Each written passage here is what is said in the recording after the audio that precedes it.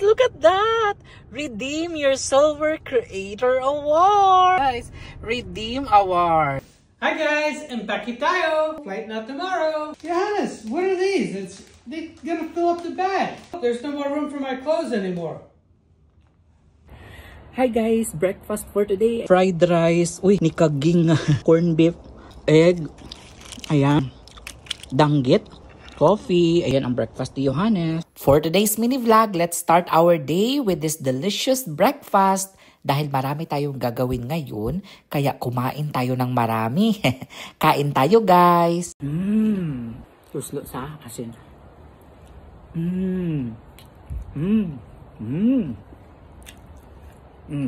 And then, danggit. Tuslo sa suka.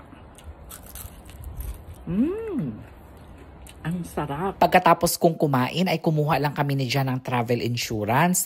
Babiyahin na kasi kami bukas ng umaga. Hi, good morning. A day in my life. We are going to Asian store. Punta muna kami ni John sa Asian store para mamili ng mga treats for Filipinos working in Holland, America. We are here at the Asian World Market. Wanted helper. So, nandito tayo ngayon sa Asian Market para mamili ng mga pagkaing Pinoy na dadalhin natin bukas sa cruise. Mag-cruise tayo sa Eastern Caribbean. Ala, may Milo pa pala, oh. Uy, available pa pala ang Milo, guys. Kunin natin ito, bibilhin natin. Kung palagi kayong nanonood sa vlog ni Johannes and John, kapag nagko-cruise kami ni John, palagi talaga akong nagdadala ng mga pagkaing Pinoy, binibigay ko sa mga crew. 3, 4, 6. Ayan. Dong, boy, bawang pas para may kutkutin sila ba pag nasa room sila. Kukuha din tayo ng sardinas. Ayan. Kasi paborito ng mga Pinoy ang sardinas, guys. Uy, ayan, kuha tayo ng sardinas. Oh, para hindi nila ma-miss talaga. Ayan. Sus, nag-grocery na magkako dito. Okay, ganun na tayo mga pansit-pansit dito, guys. Ibibigay natin sa kanila. Ayan, mga chili mansi. 1, 2, 3, 4, 5, 6. Kasi paborito nila ito eh. 2, 4, 6. So, paborito nila ito. Ayan. Meron din silang siopaw. Ayan, chicken asado.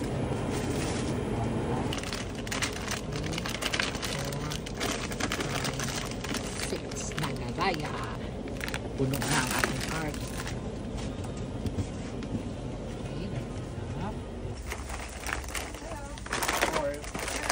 Pagkatapos nga namin mag-grocery ni Jan, naisipan namin na magpalinis ng kamay at paa. Hi guys, so pupunta kami ngayon sa foot spa manicure. Magpapamanicure kami ni John, magpapapedicure kami kasi magko-cruise kami. Yay! Baka magpa-facial ako, dear. Facial. Whatever you want. Sabi ni John, whatever I want. We'll be there till 5 p.m. Parang maganda talaga. I should have worn my sandals. Ay, oo nga, no. Wala nakasapatos kami. Did you wash your feet today? No, hala, they're gonna see the Calios. They're gonna charge us more. It's like going to the... You know what? Those Filipino that I clean the feet. At nandito na nga kami sa Dila Nails and Luxuries. Pagpasok mo pa lang guys, no, napakaganda ng vibe ng kanilang salon guys. At saka yung mga amenities nila, yung mga upuan para kang nakaupo sa business class. Tapos pwede kang mag-order ng mga drinks, ng mga pagkain. At saka napansin ko no sa kanilang mga manicurista, napaka-gentle talaga. Kaya nag-enjoy. Alam nyo, nakatulog ako guys habang nililinisan ang aking paa at nag-manicure. At pagkatapos nga naming magpalinis ng paa guys, namili na rin kami ni Jan ng tsinelas. Nahirapan pa kami maghanap ng size 8. Actually, parehas ang size ng paa namin ni Jan. Ito na nga ang problema. Pagdating namin sa bahay guys, no, mali pala ang size na nabili namin. Size 8 ang nakalagay sa tag guys. Ngayon pagdating namin sa bahay, size 11 pala ang tsinelas. Wala na rin kaming panahon guys para i-return pa ang tsinelas na ito. Kasi flight na namin tomorrow morning. Ito na lang isusuot ni Jan kahit na malaki. Ayan, nakabili na kami ng tsinelas guys. Pauwi na kami ni Jan.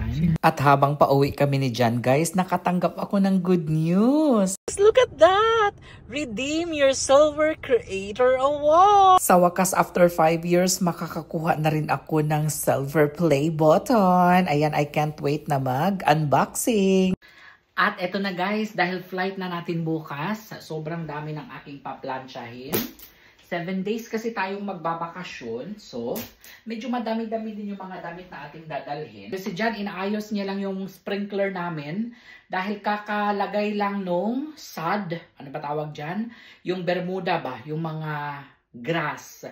So, mayroon kasi kaming hinire na tawag dyan, landscaper. So, inayos nila yung yard namin. So, ayun. Kailangan ni dyan lagyan ng sprinkler para hindi masira yung ating mga tanim. Maganda talaga mag-impake in advance, no? Pero hindi kasi talaga kami ganun. Ito talaga yung mga ayoko na plansyahin. Yung mga gusutin na mga polo. Mahirap kasi siyang plansyahin, guys. Kahit na plansyahin mo actually yung mga damit namin, paglagay mo sa maleta, makukusot din siya. Pero at least kahit paano, di ba, mawala ng konti yung gusot. Bawal kasi magdala ng... Kung pwede lang magdala ng plancha sa cruise, magdadala talaga ako ng plancha sa cruise.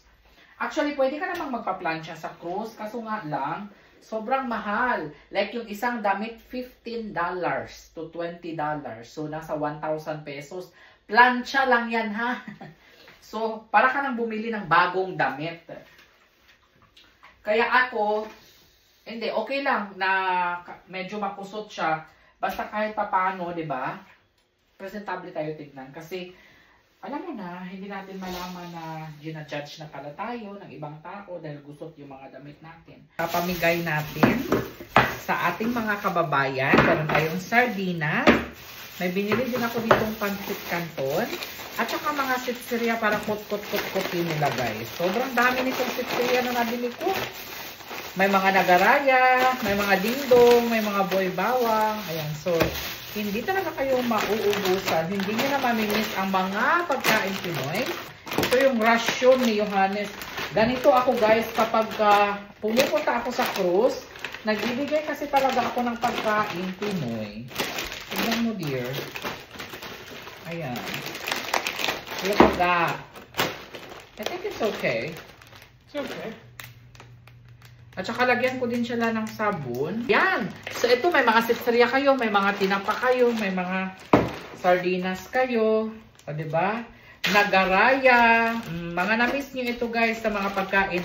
Kut-kut-kut-kutin nyo ito sa inyong mga kwarto. Ayan. Mamigay kayo sa inyong mga ayan, dingdong, boy bawang. Asan na yung boy bawang? O, diba? Sobrang dami mga treats para sa mga kababayan natin na nagtatrabaho sa barko. Diba? Ganyan tayong mga Pinoy eh. Pagdating sa pagiging mapagbigay, no? Nangunguna ang mga Pilipino. Diba? So, si Johannes, matagal ko nang ginagawa ito na kapag nagpo-cruise kami, eto, namimigay talaga ako. Sa mga kababayan natin. Ayan. 6 ang mabibigyan natin ito, guys.